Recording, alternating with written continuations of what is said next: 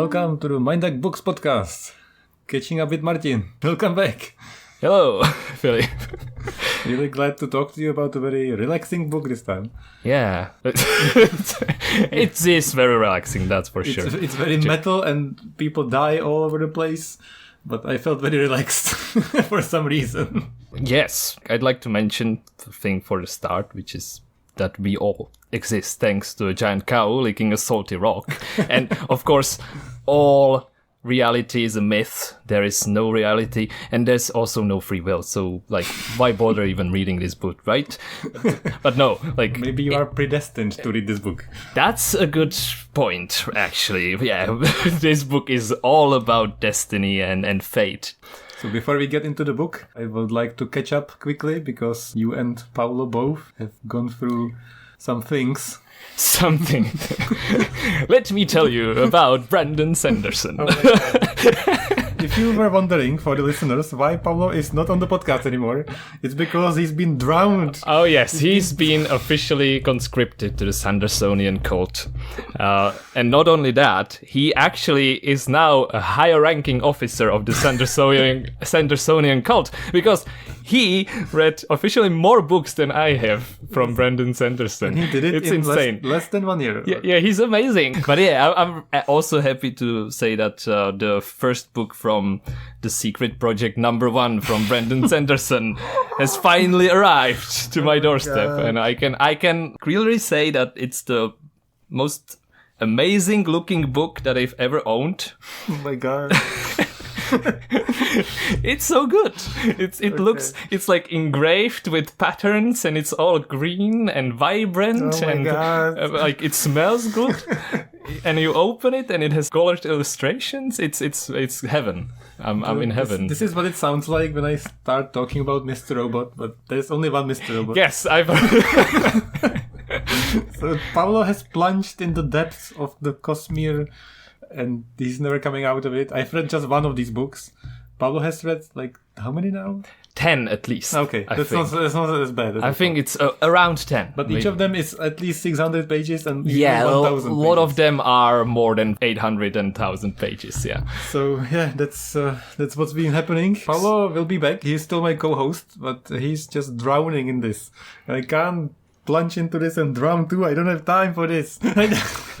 So I've promised I will read the first of the Mythborn series, and then yes, we'll see. But yeah. So we shall meet again, all three of us, and talk about Mythborn, but not yet. I'm awaiting that prophesized day. Yeah, so but I would like you to be here more often. So thank you for suggesting this book. You've sold it to me as Thor being a Chad and messing things up while Loki just has excuses for everything.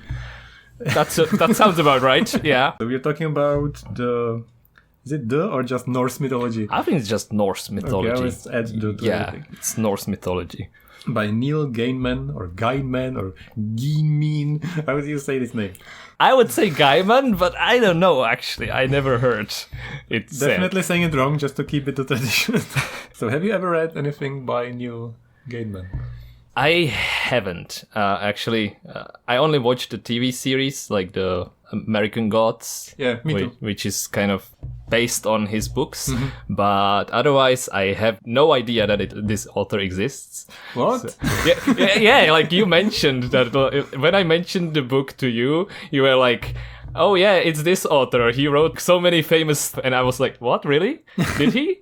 That's so surprising to me. Yeah, Norse mythology was the first thing that I knew was by this author. And that's by recursion, I found out that there's a lot of other stuff that's really good from him. Based on popular culture nowadays, it's one of the most influential, I would say, definitely fantasy writers. No, that's actually Brandon Sanderson. But yes, I will allow that. Okay, continue. comic books, you've definitely heard of Sandman and other comic books. Oh yeah, that's by him as well. Yeah. Sandman. Yeah, which I have read Sandman comic books, a few issues, and I was horribly bored. Oh no. And I really wanted to read it because everybody praises this to high heaven. And I was really excited, and it has all the elements that I like dreams and, mysticism and traveling through dreams and the god of dreams and all this. But I didn't like it. Somehow, well, I don't know, I just couldn't get through the comic books. And I don't read comic books, so don't listen to me about that. So then we both watched the Netflix adaptation of that, and it was okay. Yeah, that was fine. I liked it, but I hoped for more. What did you hope for? More creativity. We talked about some elements in the TV show that were kind of cut too short, and I would be curious if in the comic book it was more. Like one good example, spoilers, I guess, super mild spoilers. There is a battle between the devil and the god of dreams. Oh yeah, and they that was horrible. And this is the thing that I exactly want to have in this story, and why I read in this story, and this is exactly what I like. So they have basically an imagination battle about what's worse, like the god of dreams trying to say something that's creative to support life and his argument for being, and the devil is saying something to destroy it and for death and to just kill everything. Yeah. And they beat each other just with saying more creative things. They want to one up each other on this. It's not creative at all. That's it was one of the dumbest ideas. Yeah, it was I don't remember, but I am nature, I am the creator of things, and then she's like, I am black hole, I am the destroyer of things, and then I am the universe, I cannot be destroyed, and and continue with this. So the winning argument was hope.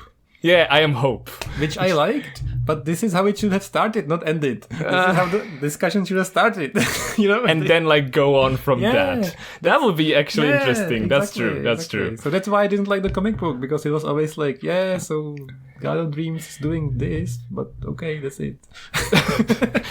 so it's the concept is great, but the thing that actually you wanted from the concept is totally uninteresting and boring. It was boring. I'm just hating too much on it. I didn't mind it. I just was too hyped, I guess. Okay. Same with the TV show. I wanted something new and fresh, and it was that, but it was kind of okay. So he's written lots of stuff. The most famous book, I was very surprised you didn't know, was Neverwhere. Yeah, which is a fantasy London underground something. I always wanted to read this. I never read it. Maybe one day we'll read it. we actually did buy the book, or I did buy the book. I have it on Audible. Oh, nice. I did listen to the 2 chapters. It's kind of boring at this point, but I think it has potential. But it's just, I would be very interested in what you have to say about it. I don't think you're gonna like it either, but I still wanna read it. Yeah. He also wrote Coraline and Good Omens, which is also a TV show. Oh yeah, that was a good one. I wanna watch that. Have you watched that? Yes. I wanna see that. I watched just one episode. It's pretty good. It has David Tennant in it for every Doctor Who fan. Yeah. I liked it much better than the Sandman show, the first episode. It was more creative and quirky, much more than the Sandman one, I felt like. Yeah, and it gets better, I think. So you should definitely watch it. Yeah. So Neil Gainman, full name is Neil Richard McKinnon Gainman. And just to add more levels to his name, because he's from a Polish Jewish family, for some reason his original name is Chaiman. Chaiman? Which is much superior name in my opinion. Sounds like a good name to me, yeah. That's his grandfather's name, and he moved to the UK and he changed his name to Gainman. He was categorized as a Jewish Scientologist, which he... What is that? Scientologist? So Scientology, it's a religion that's not very well regarded. Ah, okay. And he was asked about this a lot because people like him, and he was born in 1960. So he said that if God exists, it's only in the DC universe. Okay, that says a lot about all this book that he's written. Norse mythology is I feel heavily like kind of influenced by Marvel Studios and universe. Yeah, they asked him again, and he said it's a 50-50 chance that God exists. Okay. And then they asked him again, and he said, it doesn't matter to me. Just shut up. Like, people keep bothering him with the religion. Okay. So it actually, it's not that important for him. It's yeah, exactly. Just how people view him. So he's very well accomplished. He won Hugo Awards, Nebula Awards. He won the Bram Stoker Award. He got the Newbery and Carnegie medals. More awards. More awards we don't care about, but maybe... I'm just trying to say that he's very, very well accomplished. He was apparently an avid reader from the age of 4, and he read loads and loads of books, and he was really inspired by Alan Moore. That's why he got into comic books. Okay. Yeah, I like him a lot. He seems like a really clever guy, and he has a really nice way of talking about fantasy, which I like a lot, like in this case, because it's very pleasant, even though horrible things happen. Yes, it's very mildly put. All the things feel like a fairy tale. For these kind of stories, you wouldn't really expect this to be a fairy tale too much. Same with the American Gods and the Sandman and the Good Omens. It all feels like it really taps into this kind of sense of wonder. Yeah. You feel like just listening to a nice story and relaxing. I feel like that's what he's good at. Yes. Like setting up a character that's kind of a stereotype, but it's a fun stereotype. You know, there's the devil, and there is like the angel, and there is like this guy, and this guy, and you kind of know what this is going to be. You know what to expect from those. But it's not really that. And it's kind of fun because it's not really all that you expect. So that's how he does it, I feel like. So he uses these tropes to have, like, you have a baseline of understanding of that character, but then he builds up on those tropes to make something a little bit unique and new. So to get to the book in question today, it was released in 2017 and it's only 300 pages. We both listened to it on Audible because it was super short and super easy. And it's also read by the author himself. Really well. And really well read. Very nice. Very relaxing. So what did you think of this book? Well, I liked it. I was always drawn into Norse myths and the northern part of Europe. So I was like, yeah, this is a book for me. And it was a book for me. I like it. It's just a sorted collection of stories that are retold in a very precise way from the original, but in more dramatized way by Neil Gaiman. Yeah, the official note was that it's flavored by Gaiman. Yes, so okay, that's a good... It's not accurate, they said, but I compared the one story we'll talk about, and it's super accurate. It's pretty accurate. There are some terms, for example, like giants are not really giants, but everybody's talks about the antagonists of those stories as giants. But in reality, those giants are actually normal people. Or they actually are not giant. They are the same size as the gods themselves. So that's kind of a mistranslation from the originals. But everybody does it. I don't think that's a problem in that case. But they also say that he defined the characters differently and gave them more character and purpose, motivation, flavor, whatever you want to call it. Do you think he was inspired by Marvel movies or Marvel comic books more than that? I couldn't stop thinking about the God of War games. It's because I saw the game recently, so I'm very biased. But it felt to me like a lot of the differences that they adapted in the game were the same here. So I don't know if you also watched the game or...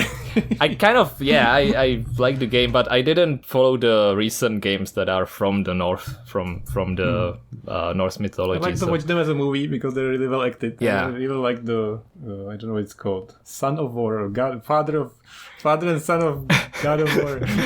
1 and 2. Son of War, yeah.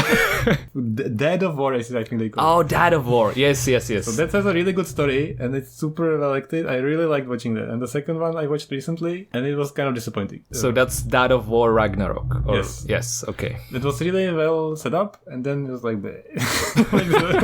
shit. Like the story went nowhere. Is there some development with the son? Because Yes. Okay, that might be interesting. The problem with that story is that they set up so much stuff and then it doesn't go anywhere. Okay. Like it goes somewhere, but it's like we could have a really good ending here and wrapped it all up. but we want more sequels. Shit. Okay. You know, so we can't just kill everybody. You know, it's Ragnarok, but we can't kill everybody. Well, actually, you could say that Ragnarok is not the end of all things, even though it's portrayed by like the myths in the way, but there actually can be something after. Of course. So, yeah. But still, like, that is kind of a weird concept. But back to the book, I also liked it a lot. It was very, very easy to read or listen to, and the way it's told is. I wrote a note we were laughing about. It's very metal. It is very metal. Like the point of creation, people bleed and die and carve each other up, and there's skull and bones and everything. But it's told in a way that's a nice fairy tale. Yeah. And it's like they broke their bones and made it into stars. And people constantly murder each other, and it's kind of pleasant. I don't understand how it's possible. They pleasantly murder each other and having a laugh about it, you know. If you had a very, very small child, would you say this is inappropriate? I would actually even read it to a child. Exactly. It has a lot of awful things happening. Mm-hmm. It's not something that would influence you badly. I think it says a lot of realistic things, and that is kind of a mind duck for me from the mythology standpoint, because in all of religion, I would say that gods are generally those concepts that you kind of look up to, ideals of virtue and like good behavior. And in Norse mythology, all the gods are like bad people. Like yes. they are actually pieces of shit most of the time. That was one of my questions for later. If there was a character that was genuinely good in the story, there were, I guess, but not many. It's very realistic. The gods in this mythology have both good and bad character traits, told in a fairy tale like setting, and I think I would read it to a child like pretty confidently. You too. Okay. Yeah, I think this is exactly. I would recommend this to anybody who's learning English, actually. This is my biggest recommendation for studying languages. I think this is the best book to study a language, because it's got chunks that are easily followable. You can follow the story even though you get lost, and it's very short, and you can, if you do get lost and you're bored with it, there is a new story very quickly. The characters are very easy to identify, and the vocabulary is very varied, so you will learn a lot. And even though you don't understand the vocabulary necessarily sometimes, you will be able to understand the story very quickly, and it's fun. Yeah. So it's, all good points. It's got all the things you want from like a textbook language study story. So would you think that those were essentially originally a little bit of a bedtime stories for these people? Definitely. In the past? Definitely. Because it kind of feels like that from this point of view. So if you know somebody who's learning English, give him this. That's my biggest recommendation.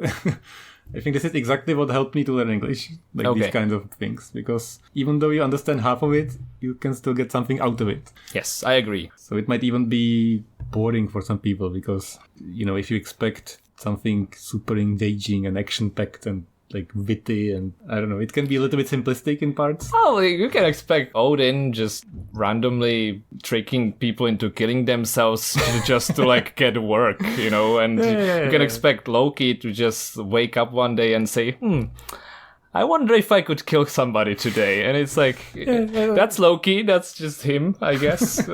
Sure. But it's nothing like mind-bendingly creative, I would say. So we would both recommend it, but to like a casual read. Yes. Don't expect like a mind-blowing thing. Yeah. So let's get into the spoilers as usual. If you want to read this, you can still listen, because we're not going to spoil all of the stories. There's too many. Sorted from the beginning of time all the way up to the end of time. So it's an assorted story of everything. So it's kind of a spoiler for everything that you're gonna live through.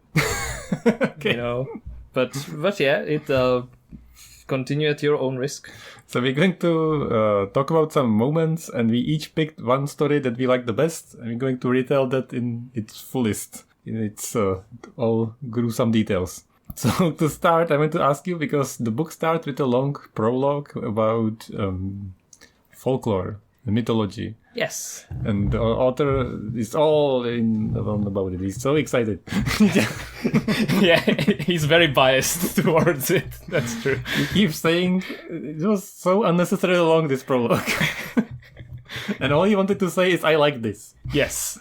It's like, you can see so many nice things in this mythology. And you can see that the people were very clever because they devised their own end of the world. But it's actually like, doesn't every religion have like end of the world stuff? Yeah. Kind of. But yeah, it was unnecessarily long.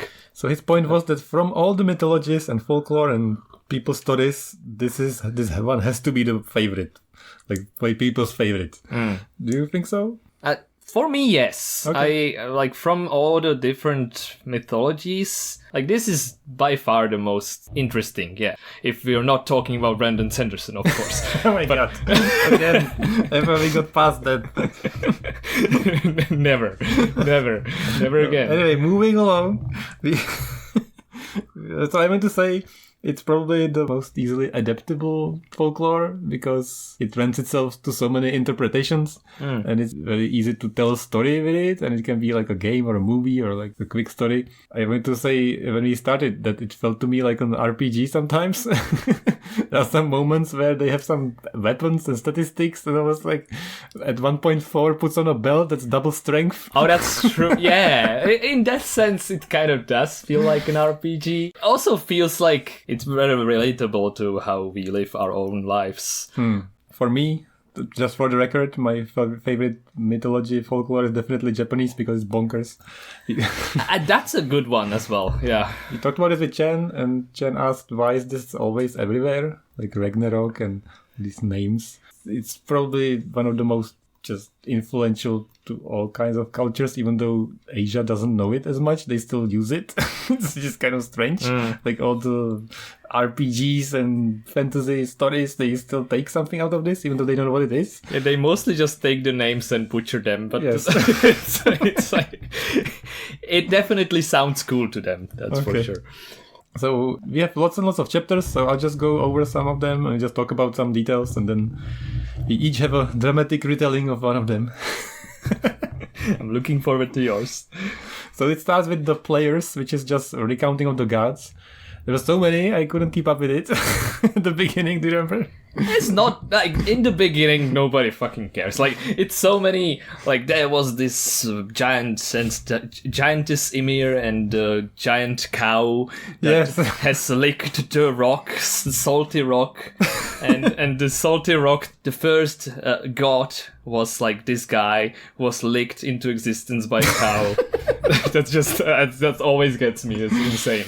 So that, I don't remember the names, but there were a lot of, like, lineage continuing after this, kind of intermingling between these sons and daughters of Ymir, which was the first giant, and this like first god, which was this guy licked from a salt rock. Yeah, like your focus on this cow. So this was just like the people or the gods, and then the next chapter was beginning, or the before the beginning and after, which basically the creation of everything. Yes. This was one of my favorite chapters. Very metal. I didn't know any of this. I haven't ever heard this story. Have you ever heard this? How the world began, according to Norse mythology? I heard about this a little bit, but no, not to this extent. This was new to me as well. So they start with saying there are two worlds. One of them is the fire world, and one of them is the dark, mysterious world. Yes. I don't want to butcher the names. Muspelheim, which is the like hell world, I guess, the fire world, and then there was mist world, right? But I'm not sure about the name. I don't remember. From this mist, Niflheim. Niflheim, yeah. Actually. So from this mist, 11 poisonous rivers sprung out of a well and something like that. There's a cow licking a stone. I was like listening to this, and it started and it said there was absolutely nothing. No world, no nothing, no matter, no God, no people. And by the way, there is hell and heaven. I was like, what? And by the way, there is a cow licking a stone. Yeah. And by the way, there are rivers. And I was like, what? What do you mean there was nothing and there is all this shit? It's like there was nothing, but actually there was a lot of shit. That's true. And then suddenly there's this giant Ymir, who is my favorite character probably in this part. So Why? Why did you I like? loved everything about this setup, but I didn't understand how did he come to be? Like he just was there suddenly. It just happened. I think it was from combining the Muspelheim rock, the lava from Muspelheim, and the mists and ice from Niflheim kind of combined together and created this giant Ymir. And then at some point, And there was a cow. a cow.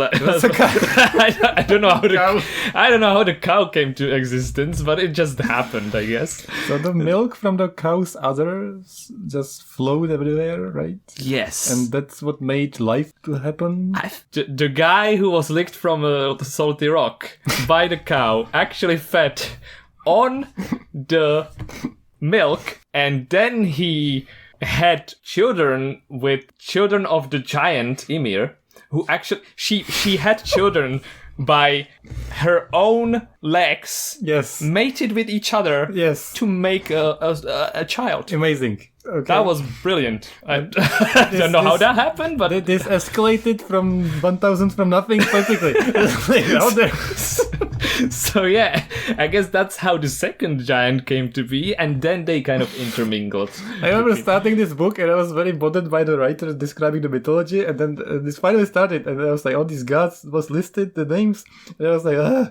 And then this started and I was like, what? Wait. What's happening now? At one point, the children of this first god and first giantess, they had like 3 children. One of them was Odin, I think. And then there were 2 others, which are not that relevant. Their names don't really come up other times. But one of them is said to be maybe Loki, just with a different name. But nobody knows. Oh. It's like, maybe. We can only imagine. They don't say the origin of Loki as clearly. Yeah, like nobody really knows how he came to be. But immediately we find out that Odin is a bastard. He's the worst character in Of this course. story. All of the stories, Odin is the worst. He's just so much... I hate him. I didn't know you had like this kind of bad relationship with him, but yeah, I agree. So first decision he makes, he was born out of 2 legs having sex from a giant. What does he do? Let's kill the giant! Immediately murders his parents. Use its bones as the beginning of all existence. Like, did they actually build the world Yes. from the remains of the dead giant? Yes, this was super metal. Yeah, they like dismantled the giant into the thing that we now called Earth. And there's a Or lot of Midgard. descriptions. So first the milk nourished the land and stuff grew out, and then the blood gave like life and creatures emerged or something. And then they used its, I think, eyelashes to like build a wall because the land is flat. Oh, yeah. And then the sky is, you see the stars, but that's holes in Ymir's skull. And the stars and the clouds are his remnants of his brain or something. Yeah. It's like, what? That's amazing. It's very hardcore. I imagine this, like, I imagine the, like, old Viking lady just telling this to their children very seriously, before bedtime. Just, this is how the world came to be, children. Remember this. Yeah.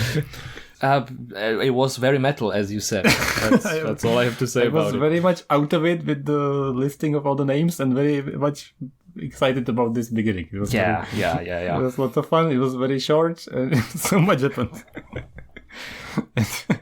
So then the next chapter is the 9 worlds. So all the places in, nothing was here and now everything's here. Nothing was here, and now there are 9 worlds. One of them is Asgard, which is the land of the gods, and then we have Midgard, which is Earth, and then we have all the other worlds where one of the land is for giants, there's fire giants, and then there's light for elves, and then there's land for dark elves, which were actually dwarfs.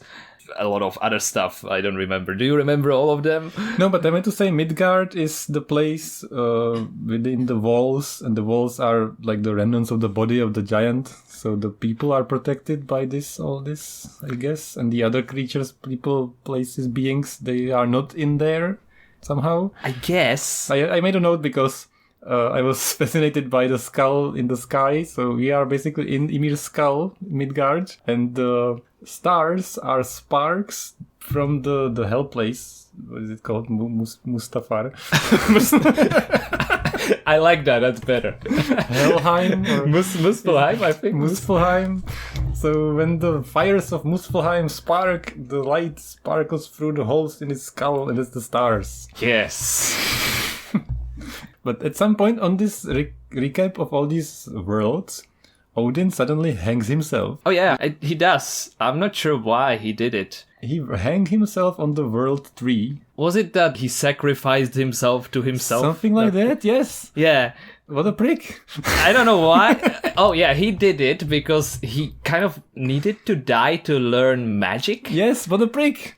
Like, I need to die in order to learn runes, and now I'm gonna be more powerful. Everything he does is kill people and get more power and manipulate people and get stuff. And this time he literally was willing to die to get more powerful. Yes. And then he didn't die at all. But this is less of a pricky thing to do. At least he didn't influence anyone else. It was just him. But he does much worse things later.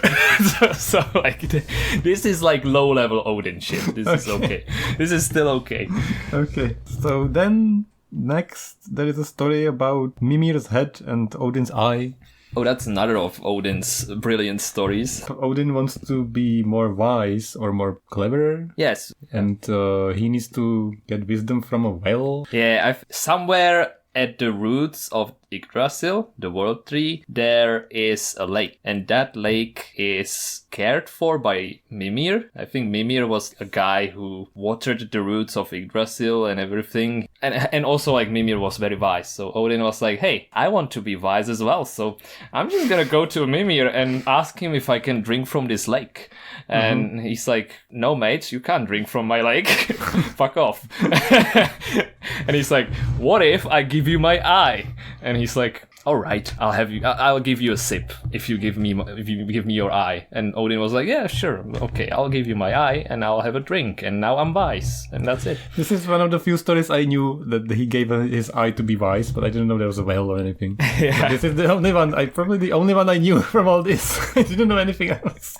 So then there is a bunch. So the story that's up next and that you like the best is called The Treasures of the Gods. Yes. Which is very long and probably one of the most important, setting up the lore, because a lot of things... A lot of Marvel stuff came from this, basically.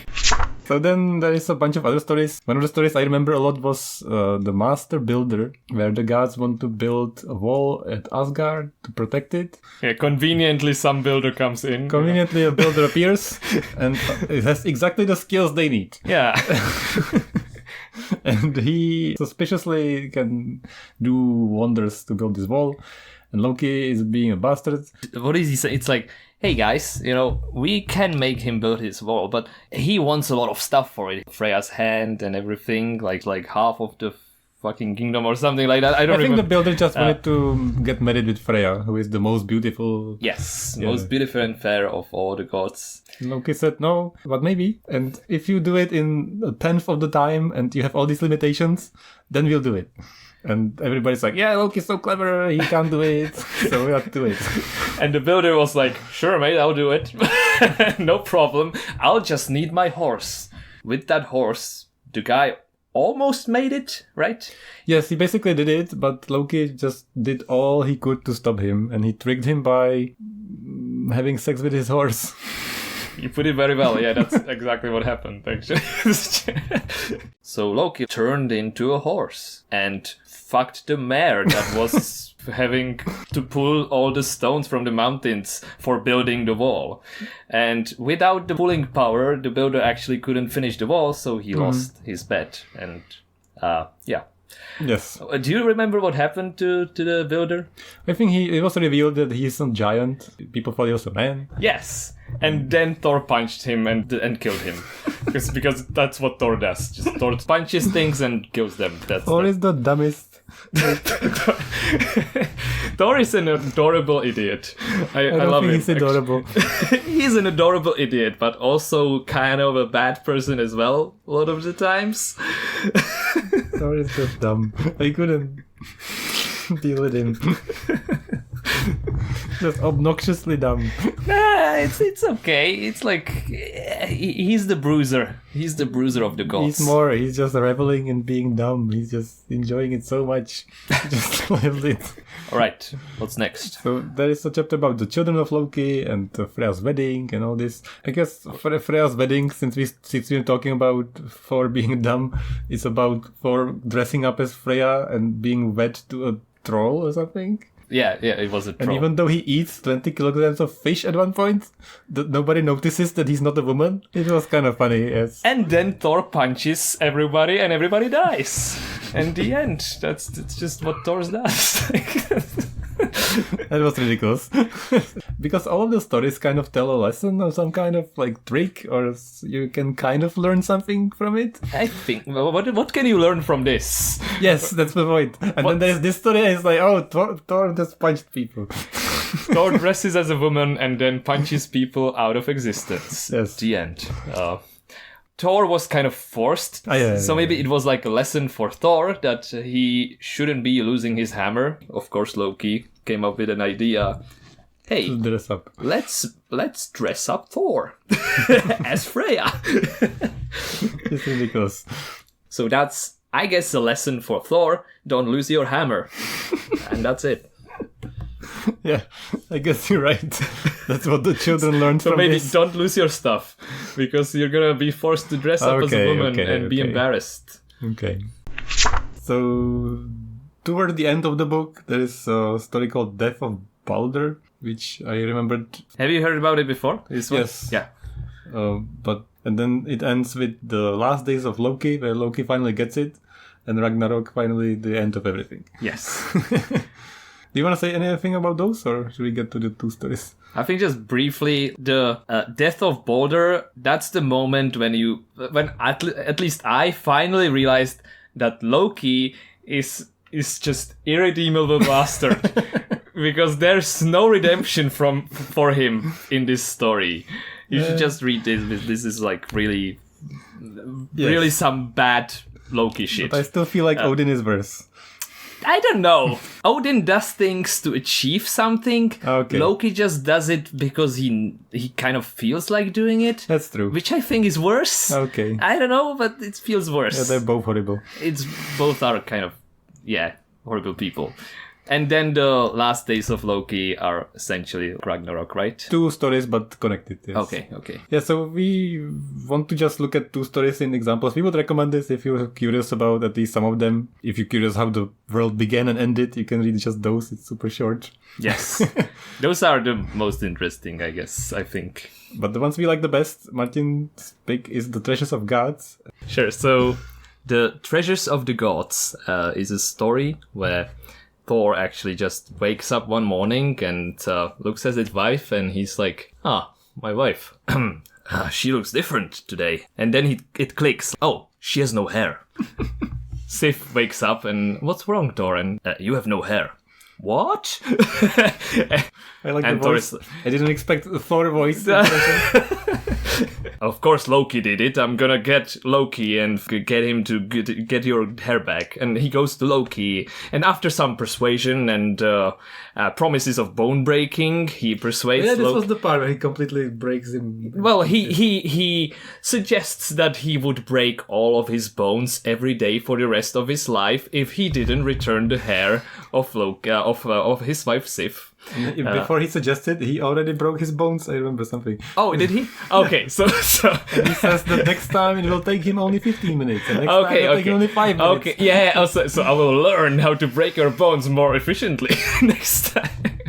It's kind of gruesome. So of course, after this, Loki was like, I'll get your hair back. It's okay. I'll find a way. The dwarfs, they have what you need. They will make your wife beautiful new locks of hair. And he goes off to Svartalfheim. And there he decides that the most crafty are the sons of Ivaldi. He just kind of comes to them and says, hey guys, I know you're really good, but you know, this Broken Atri, I hear that they're really freaking good. Like, everybody says that they can do much better shit than you can. And they're like, nah, man, we can make anything much better than they can. And he's like, okay, so I believe you, but what if we make it a competition? let's each make 3 gifts. You will make 3 gifts, and Brock and Atri will make 3 gifts. You will present it to the gods, and whatever the gods will find more appealing, those are gonna be the winners. So and one of them has to be a new wig, new hair. Oh yeah. Loki was like, and by the way, one of the treasures must be hair. That's a little bit weird request, but sure, we can do that. Okay. I like that they are completely fine with it, of course. Yeah, everybody is like very okay with Loki's shit. And also, the hair has to be overflowing gold and never-ending growth and stuff. Yeah, yes. And they were like, yeah, of course. It's like, sure, yeah, we're dwarves, we can make it. We can craft anything. And then he goes away. And of course, where he goes is to the other side of the mountain where Brock and Atri have their forge. This is the moment where actually somebody distrusts Loki. So Loki comes to Brock, who's the head of the operation. Hey, Brock, I hear that the Sons of Ivaldi are kind of talking shit about you. They can do much better stuff. And Brock is like, Loki, I know your shit. This is like one of your tricks, isn't it? And he's like, no tricks. I'm just saying what I heard. He's like, okay, let's say it's not a trick, okay? I can make much better stuff than those fumble-handed dwarves can manage. Loki was like, yeah, I believe you. So let's make it a competition, shall we? Sure, we can make that. But let's make it personal, you know? Let's make it a little bit personal for you, Loki. If I win, I get to cut off your head. And he's like, sure, I guess that's reasonable. And so he thinks about it for a little bit and then immediately comes up with a new plan. Yeah, and he's like, yeah, okay, I agree, no problem. I'm pretty sure Sons of Ivaldi are much better than you, so yeah, good luck. So Brock and Atri start forging their stuff, and Atri is actually the master craftsman of the two. And he's like, I can make much better stuff than the Sons of Ivaldi. No problem. Just, Brock, as always, you have one job to do, and that is keep the forge at steady temperature. There's the bellows. You have to keep the bellows pumping. He's like, no problem, brother. That's what I always do. Just do what you do. I like all these tough voices. No problem, brother. No problem, bro. And he puts a giant iron into the forge and goes off forging. And Brock starts pumping the bellows. And as Atri left, a giant fly, kind of dark, big fly, flies into the room. And Brock is like, that's a really giant fly. But he doesn't really care about it and keeps pumping. But at one point, the fly lands on his arm, or I think a hand, and just bites him into the arm. He's unflinching, he keeps bellowing, even though it hurts a lot. But he keeps bellowing, and then Atri comes back, and he's like, success! I did it! I made the first gift! It's this brilliant golden bristled boar. It's Kulumbursti. And I think the name. Wow. Everybody's gonna like it. Oh, good job, brother. Next, I have this brilliant gift for Odin. And I need you, brother, to keep the forge at steady temperature and no deviations. Okay, brother? For sure, brother. That's all I do. Brock starts pumping. And as he pumps again, the giant fly lands on top of his neck and bites Brock into the neck. He keeps pumping and he bears through it, unflinching. And then Atri comes back and he's like, success! I did the second masterpiece. It is this golden armband that is called Dropnir, I think. You know all this, right? I'm very impressed. You remembered everything. I like the names. Those names are very metal. I can't say them. It's called Dropnir, and I think it will be very fine gift for Odin. Yeah, I'm sure, brother. Let's do the third one. This is gonna be my masterpiece, brother. So any little deviation will make it worthless. Atri goes off, and as Brock pumps the bellows again, the giant fly lands on top of Brock's face and starts biting his eyelids. Just ferociously biting its eyelids. And Brock, his face completely red and he can't see, he cannot stand it anymore. So just for one fraction of a second, he slaps his face where the fly is very hard. The fly just barely surviving and flying off. Adrift shouts, "Stop! It's ruined! What did you do?" "I'm sorry, brother, that's my fault. I couldn't, sorry." And Adrian's like, "It will have to do. So here you go. Here's the third gift." And at the halls of Asgard, there are actually 3 gods, Odin, Thor, and Frey, waiting. And in front of them were the sons of Ivaldi, with Loki in the middle. He proceeded to present the gifts of sons of Ivaldi to the gods. So very quickly, to Thor, he gave the spear called Gungnir. It's the spear that never misses its target, and it will always pierce through anything. And it also, everything you swear on this spear cannot be broken. And he proceeds to Thor, and he gives Thor, of course, the flowing hair that he promised. And then for the magnificent Frey, I have this cloth. It's actually an unfoldable ship. And then Brock came up, and he's like, very smug now. And he came up to, I think, Odin first. Honorable Odin, this is called Draupnir. It's an arm ring that will, every 8th night, it will make 8 exact copies of itself. And you can never have empty treasury ever again. And then we have the other gift was for Frey, the golden bristled boar, the Glumbursti. Never heard of that either. Yeah, I never heard about that either, but it's a boar that the bristles of the boar can shine, and he can use it to to ride it in the dark and find his way. I guess. So it's kind of equal right now. And then he comes to Thor and he's like, "And for you, Thor, I have something that's kind of fumbled, but it's still something for you." And he gives him this hammer. And Thor is like, "This is very weird hammer. The handle is so short. How do I swing this?" "Yes, the handle is short. This hammer is actually called Mjolnir. No matter how hard you swing it and how hard you bash things, it will never break," which Thor was very happy about. "And also, if you throw it, it will always come back to you at will."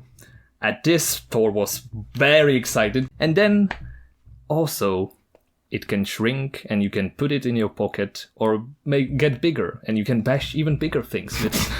And Thor was like beaming, like, "Oh, this is amazing. This is the greatest gift that I've ever gotten." And at this, Brock looked at Loki, who was considerably now like slowly moving towards the door. "Loki, my promise, please. You promised me your head." So he officially lost the bet. We didn't say, but yes. Yeah, he officially like lost the bet. So Loki was, "Ha, yeah, you can have my head, no problem. Just catch me, And he flies away. Of course, Brock kind of anticipated that, so he says to Thor, "Can you catch him?" And Thor is like, "Yeah, sure, I can try with the hammer." And he comes back with Loki like in moments' notice. And Loki's like, "Haha, that was fun, right? So you can have my head, but you cannot cut any of my neck. You can only cut my head, not my neck." And Brock is like a little bit irritated right now. As actually, Brock is no idiot. Brock is pretty smart guy. So he like whispers something to Odin, and Odin's like, "Sure, I'll allow that." And Brock comes to Loki and ties a leather band around Loki's mouth, and then proceeds to try to cut through the leather at the point of his mouth so that he can like cut off Loki's mouth, but not Loki's neck. So from mouth up. This is so brutal. Yeah, it's kind of brutal, but Brock is trying to do that, and it's like, it's not cutting. Why is it not cutting? He's like, ha. But I actually anticipated this, and I might have had agreement with all the cutty things that they can't cut me. So you cannot actually cut the me. cutty thing. And Brock at this moment you can only describe that he has enough of Loki's shit. So he produces this awl, which is like a pointy, you could say metal stick for punching holes through leather. and he just punches it through Loki's mouth, through the leather, and saws Loki's mouth shut with it. I remember the sewing part. Yeah. This is the part of the story I've heard before, that he tries to cut off his head and they say you haven't agreed to cutting the neck, so no. And then he cuts it anyway and he sews his mouth. You've heard that before somewhere. Before, yeah.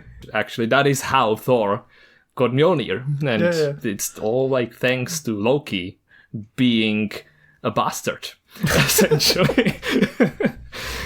I think you picked the most classic story. I think this is how it came to be, that Loki is just a conniving, mischievous bastard, and Thor is the guy who bashes things with Mjolnir. Yeah, thanks for retelling it. It was fun. I did it too long, sorry. That's okay. I hope for the listeners that you enjoyed it. So I'll try to tell you the one I liked very briefly. I'm not as good as telling stories as you are, so I'll try to just sum it up, and I'll do my best to do a voice, since you did so many bro voices. Thank you. I wanna hear that. So the story is called The Meat of Poets, and I like this because it's nonsense. This is so random. Nicely summarized. This is so randomly, creatively bonkers, and so much happens, and there's like kind of an overarching message that is very funny to me, or quirky, and kind of says something, but I would be curious if you and the listeners find the actual message in this story, which I didn't. I just think it's funny. It's a good, that's a good question for the listeners. Like, what the fuck was the question for this story? Like most of them, when you tell a story to children, you have a message for them to learn, and you learn something about being a good boy. I don't know. Not here. Yeah. Do you wonder how poets come to be, and why some people are good at poetry and why some people are bad at poetry, and how this even came to be and what is poetry? So there are two armies and they battle a lot. I'll spare the details, but at some point they're like, oh, let's just have a truce. So you spit in a bucket, and that's the proof that we have a truce. Yes.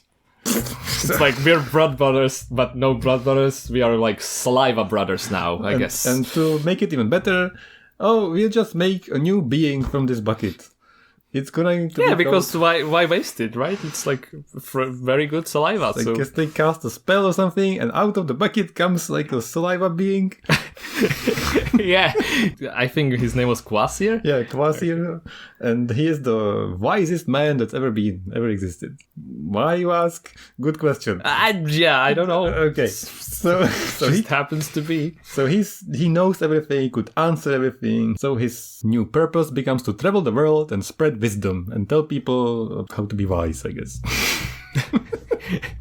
Yes. He visits some dwarves. He visits Fjalnir and Galnir. Very well done pronunciation. I actually don't remember those names. And the dwarves are like, oh, well, and you're dead. And they kill him. I was like, what? Actually, we are bastards, so we just kill you. And we will drain your blood into these pots. Yes. And there are very special vats and pots, 3 of them. And they're called boiling, zoing, and oil. Yeah. Why? Very metal. I don't know why. Why is this important? I don't know why. And then they're like, I guess we can drink that. Let's... Yeah, we're dwarfs. Let's drink it. Let's make meat out of it. Yes. So they mix honey into it, and I guess they somehow ferment it or whatever. Yes, I think so. And it's the best meat. And now they're drinking this meat blood. What's happening? Okay, so next. I think it's obvious they're drinking meat. What else is there to discern about this? So immediately they find out that if you have a drink, if you have a sip, if you just consume this in any way, you'll be something called Skald Edda Frengjargsmarch, Wow, that's a long name. which is not a name, it's just like a state of being, I guess. Oh, It's like a blessing. It means you'll be a great poet or scholar. okay. So Okay, that you're makes drinking sense. the wisdom of Kvasir, so you'll become very clever. So the dwarves want to have a party because they have a good drink now, so they invite people over and they kill them. It's like, what's happening? So there are a bunch of giants. So they kill one of them and then they torture his wife. Yes. It's like, what? Yes, because they're, I guess, really bad dwarfs. So she's just in grief because her husband was murdered. And then they show her the place where they drowned the husband. What? And then she's just like crying to death. And then they just drop a milestone on her head and kill her. Yep. What is this story? This is just like completely brutal, like unnecessarily brutal shit. I don't really know what's the message there. So, okay. So then they do some other stuff and they store the meat in a safe place. Just cut it short. Cut to Odin. What is Odin doing? So Odin's coming somewhere, going somewhere. It's like, oh boy, I wanna do something. What did I do? Oh, there are some slaves here. I guess I'll try to do something with those slaves. And the slaves are cutting grass, and he tells them, I'll make your scythe as sharp as it's ever been with this magical whetstones. Yes. And they are amazingly amazed that it's so sharp. And they want the whetstone. And he says, I'll give you the whetstone if you catch it. And chucks the whetstone. And everybody jumps. And the super sharpened scythes fly in the air. And everybody's cut to death. Everybody's throat is sliced. Yes. What's happening? And Odin is like, yeah, well done me. So now I can proceed to my plan to get employed by this giant who was employing these bastards, who had nothing to do with anything. He's like just innocent people. And he's like, yeah, I killed those because I can now get employed instead of those. She's like, what the fuck, Odin? Mate, that would be a better way, I guess. This story is just so brutal. Yeah. And then it ends with such a story. Yeah, how does this end? This has to have been the like people had to have been drunk to. It's about meat, it's about blood, and just the people who made this, they have to have been drinking so much. What happens is that Odin somehow, so he wants to get some of this meat to be the best poet. Yep. So I'll spare you the details. He tricks people and makes them depressed. He transforms into other people and pretends to fall in love with them and begs them for it. He makes it happen. And then he is promised that he will have a little bit of a sip because he is courting this woman, somebody, and he's crying and she's very bad for him. It was the giantess who protected the meat. Yeah, she was keeping the meat safe, and he was tricking her into falling in love with him so that he could drink the meat. Like he could persuade her to drink the meat. So she lets him to have like a little bit, like a sip. So he immediately gulps down the whole pot, like the whole bucket. Yeah. It's like 3 of them, and somehow he manages to suck all of them. Somehow he gulps down all of them at once, I guess, Yes. right? So his belly is just bursting with this meat, and he just can't even move. But yet he transforms into an eagle and flies immediately away. And he wants to bring it back to Asgard, so all the people around him are now also poets and wise men. So he wants to give it to the gods. So he's flying, and this person who's called Sutgr, some giant who was keeping the meat, I guess, right? Yeah, he's the brother of... I forgot. He's somehow related to the people who were killed. So this guy's mad as hell, and he's pursuing the eagle. So he turned into an eagle himself and just... I think he turned into an eagle as well. Oh, and okay. just they have an aerial battle. Oh, you're right. Okay, yeah, that's true. So his belly is bursting with this meat and he can't hold it in. So he just vomits it out into another bucket. Yes. And that's the gift to the gods. And this is the vomit bucket. So everybody who drinks from this will be a great poet now. So every poet is essentially like gifted by Odin's vomit. Yes. Nice. He also like drops it and he's like splooshes on some people on the street and they're poets now. And they're the good poets. And then the pursuing eagle is getting closer and he's like, oh boy, what do I do? I can't deal with this. So what does he do, Filip? So he flies away and he shits himself. And he just empties his bowels full of this blood meat. And it spurts, squirts, splooshes everywhere. And everybody that got hit with this also is a poet now. Yes. But that's your answer to why some poets are great and some are terrible. So if you ever written bad poetry, it implies that this is what happened to you. Or some of your ancestors. Nice. Well, I know what I drank. Which is... After this story finished, I was like, what? What happened? I see why you picked this one, because this is the most ridiculous one, definitely. I was just couldn't believe this is actually in... And then I had to check it because I didn't believe this actually happened, like in the official, not official, like the actual records of this. Yes, this is exactly what happened. Yeah. What? It's how it was. That's how the gods are. Just like very godly people, right? And there are even ancient scrolls with illustrations of this event. Oh, is there? So I'll put this in the links if you want to see it. That's brilliant. It's just like an eagle pursued by another eagle, and the eagle in front is just vomiting into a cauldron, but at the same time he's shitting himself down on the streets where people are lying, I think. I don't know, but it's just ridiculous. It's just insane. Great. I have no idea this happened in any mythology. That's why we love Norse mythology. Okay. So I guess that's it. Yeah. Any final words? I'm glad you joined me on this adventure, because thank you. That's a fun book that I'm glad somebody else read with me. I was sure this would be just a relaxing book and there wouldn't be any mind duck, and yet there was. I wouldn't.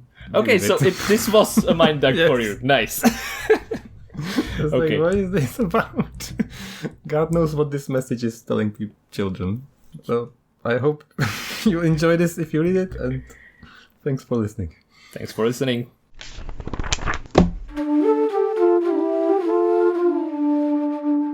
For the next episode, we're going to read a series of interconnected Lovecraft-ish horror stories by Robert W. Chambers, The King in Yellow. So rate us on Apple Podcasts, Spotify, follow us on all the social platforms, and see you on the next one.